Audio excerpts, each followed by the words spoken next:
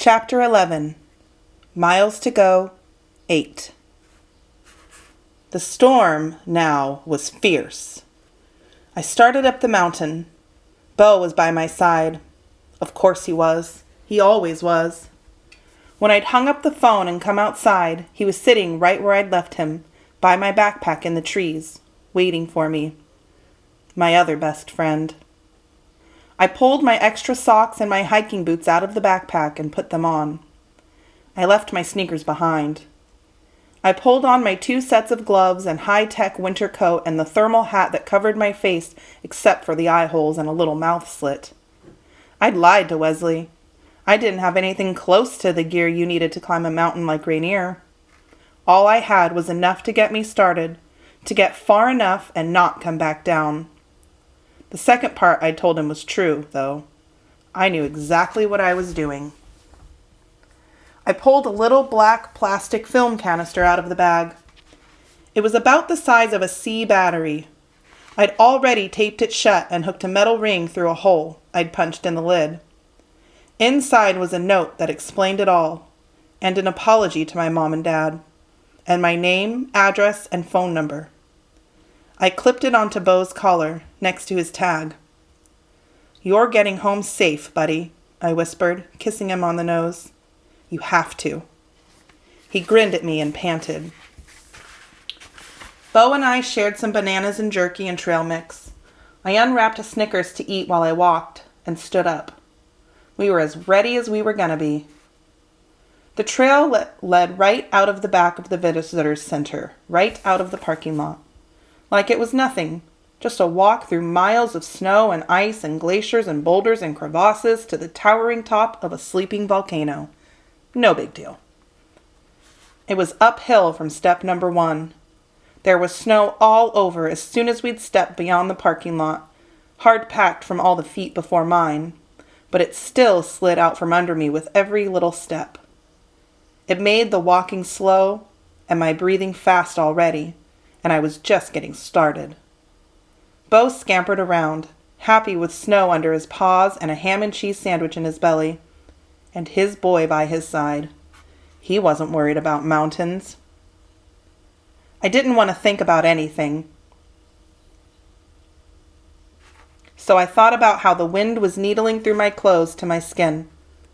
I thought about how my feet were already starting to feel cold from the snow.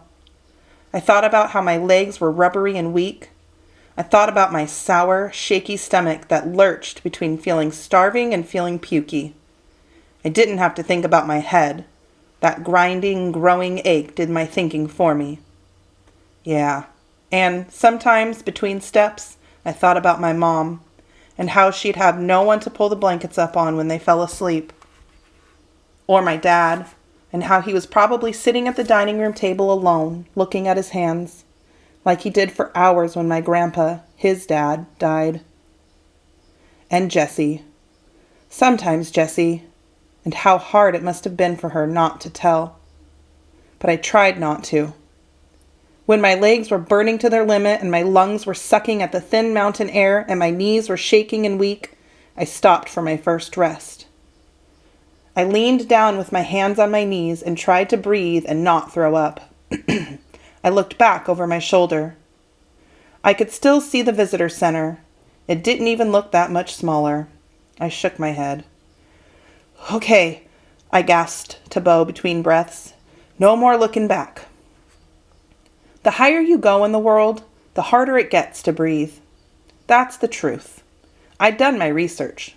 The higher you are, the thinner the air gets. There's less of the oxygen your body needs. With less oxygen, your muscles get more tired, you can't catch your breath, your brain gets weak and fuzzy. Everything gets harder. On really high mountains, climbers bring their own oxygen in tanks. They breathe through masks like scuba divers. It keeps them alive. I kept going. The wind was coming from behind me. That was a good thing. It was blowing so hard that it almost blew me over sometimes. It was freezing and loud, and it was peppered with hard, biting flakes of snow, but it was blowing me up the mountain. I didn't like the shaking in my legs. I didn't like the stabbing in my empty lungs or the way my stomach squeezed and rolled and clenched. It was too soon. I knew my body was down to nearly nothing. I knew I was weak and sick. But it was too soon. I still had too far to go. I kept going. All the thoughts I'd tried to stop were raging wild within me now. Faces and voices and memories. All the people I'd miss. Jesse, my dad, my mom. Other people too, but mostly them. They were the ones who would miss me. I stumbled, fell to one knee. I knelt a moment, trying to catch my breath in wind that held more snow than oxygen. Bo pressed himself against me. My legs were wet spaghetti. The faces were still frozen in my mind. I held them there tight. And then, in a sudden gust, my sadness turned to cold anger. They would miss me, but they would be around to miss me. They got to go on living. Jess had kept my secret. So what? She had to keep the secret of where I was going to die, but I was the one who had to go there and do the dying. My mom would never get to tuck me in, sure, but I would never get to be warm again. My dad would sit alone at a dark table. I was going to die alone in a snowstorm. They would cry when I was gone, but I would be the one who was gone. They had all the tomorrows in the world to start feeling better. "It's not fair!" I shouted. The wind swallowed my words and blew them to icy dust. Here's what I don't get. Just about anything. I don't get any of it at all. My anger was strong enough to lift me to my feet again and, one raised foot at a time, push me higher into the storm. I kept going. The storm was fierce, but so was I. Bo was an angel by my side. All I looked at was the snow at my feet, and he was always there. Snow clumped in frozen chunks in his fur. I could see him shivering when we paused to rest. His tongue hung out the side of his mouth, but he was always there, trusting me, following me. My heart burned with black tears when I thought of where he was following me to. So I stopped thinking about it. I kept going. Really, that's all there is to it. I was so sick I shouldn't have even made it out of the parking lot, but I kept going. Even though I said I wouldn't, I turned around once and looked back one more time. The visitor center was long gone. Behind me was a hopeless white emptiness. There was nothing. There was no one. The aloneness howled louder than the wind, louder even than my anger. My teeth chattered. "Well," I said, dropping to my knees to hug an arm around Bo's shaking neck. That's it, buddy. We're gone." Bo nuzzled in against me. It scared me how much he was shaking. He stretched up to lick my chin. I scratched him behind the ears. I didn't know if tears could freeze, if they could turn to ice in your eyes and blind you, but they felt too hot to freeze. I turned back to where I was going, still on my knees. The slope climbed away above me, steeper all the time. With the wind and the snow, I could only see maybe 100 feet. "I wish I could see you!" I hollered up to the mountain, hoping the wind would carry my words to the hiding peak. There was no answer and no break in the clouds. I got to my feet. I kept going. All my sense of time and direction was scattered by the wind. There was only up and down, and I was going up.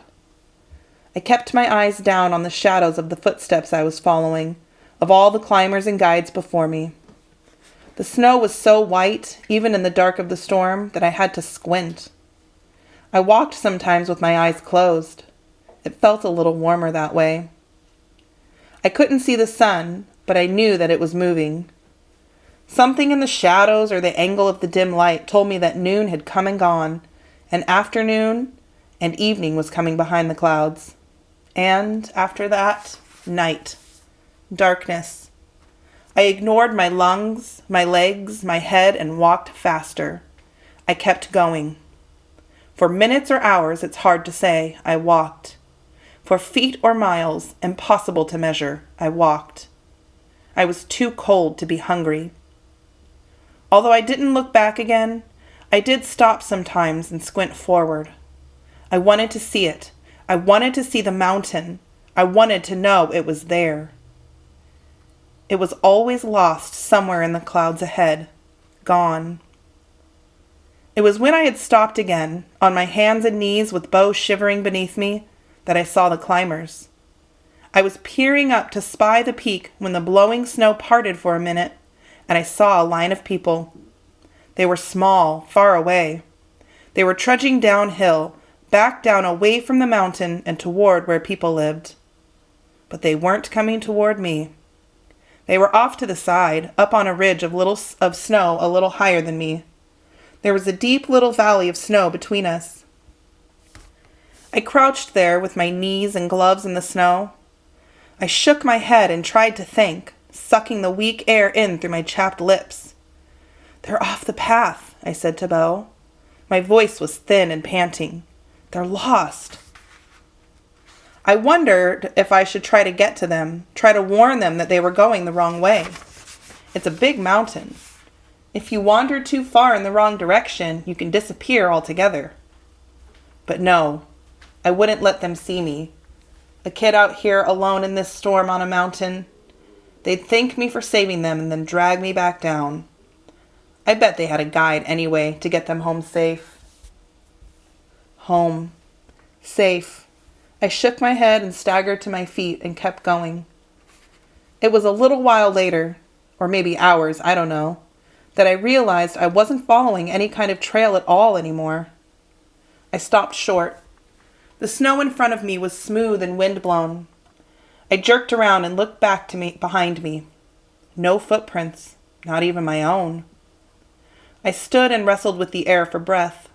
I'd been walking in a haze. My thoughts wouldn't string themselves together. Shivers racked my whole body. I had no idea how long I'd been walking without watching where I was going. I remembered the other climbers, the ones heading back down. They weren't off the path. I was. What direction had they been in? I looked all around and saw only white. I couldn't see the ridge they'd been on, or the valley between. I couldn't even remember exactly which way I'd been looking when I'd seen them. I was all in circles. I kept turning and squinting and shaking my head. At my feet, Bo shook himself and whined. No matter where I looked, there was nothing but white.